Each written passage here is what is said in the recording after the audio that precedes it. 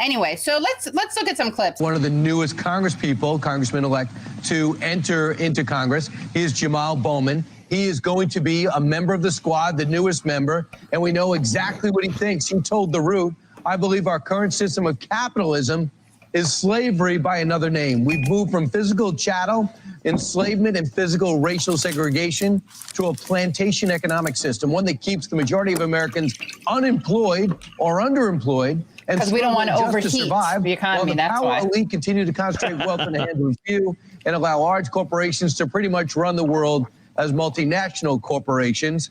He's not loving free market capitalism. He doesn't call 1-800-ADAM-SMITH to find out how he's going to approach the workplace. Wait, does this guy 1-800-ADAM-SMITH? We got to make that into a number if it's not. How do you feel about that, Charles? 1-800-ADAM-SMITH. Yeah, Bowman is part of that whole squad. By the way, I love that way he just goes to the black guy. How do you feel about that? Well, what do you think about this? Yeah, Bowman is part of that whole squad apparatus, and these are really socialists. These are folks who bought into this progressive utopia that was first originated in the late 1800s as an idea of how mankind should live. How's it work? Essentially, we should all have. Well, we wouldn't really know. It hasn't worked, and the has idea it happened? is a shared misery, and where all the wealth will be concentrated in government, and they make the decisions on everything because somehow they would be wiser and more elite than the rest of us. But I want to say one thing about Bowman and the squad. They often use the miseries or the history, for instance, of black people, and they talk about black and brown people around the world. A lot of the things they propose doesn't hurts black and brown people. The student loan debacle that they're trying to push, that would overwhelmingly help white folks with master's degrees who eventually earn millions of dollars more over their lifetime than anyone else. Getting rid of oil, let me tell you what oil does. Oil, black and brown, it's $83 billion for Iraq, $133 billion for Saudi Arabia. It's $41 billion for Nigeria. It's $32. We love enriching Saudi Arabia, by the way. It really trickles down to the people there. $1 billion for Angola. In fact, the Congo. There are a lot. Katie, that's not fair. There are a lot of hardworking assassins who that money has trickled down to.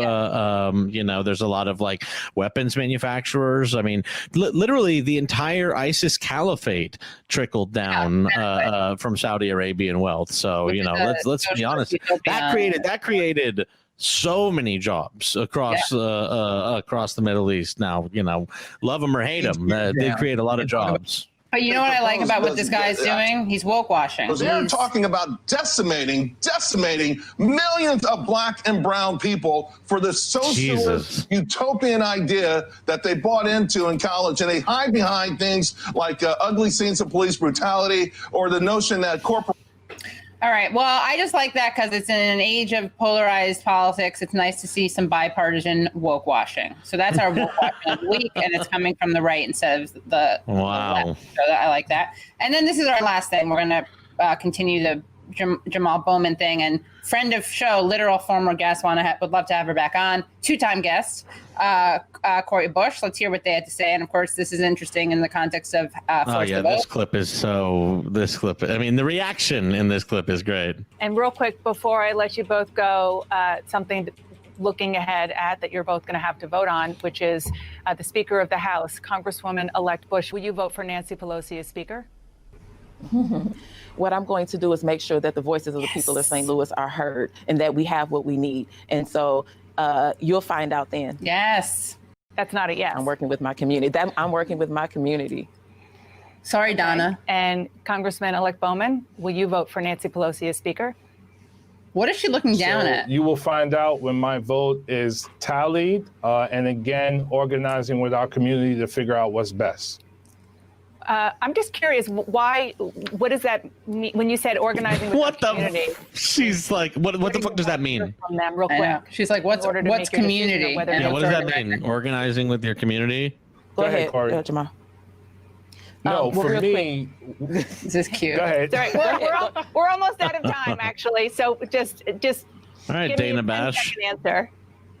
We got to bring HR 40 to the floor for a vote. We need reparations for the African-American community. We need a federal jobs guarantee. We need Medicare for all. Thank you. She's like about to burst into tears, Donna. Anyway, Dana Bash. That is so funny that she is like, what the hell does that mean?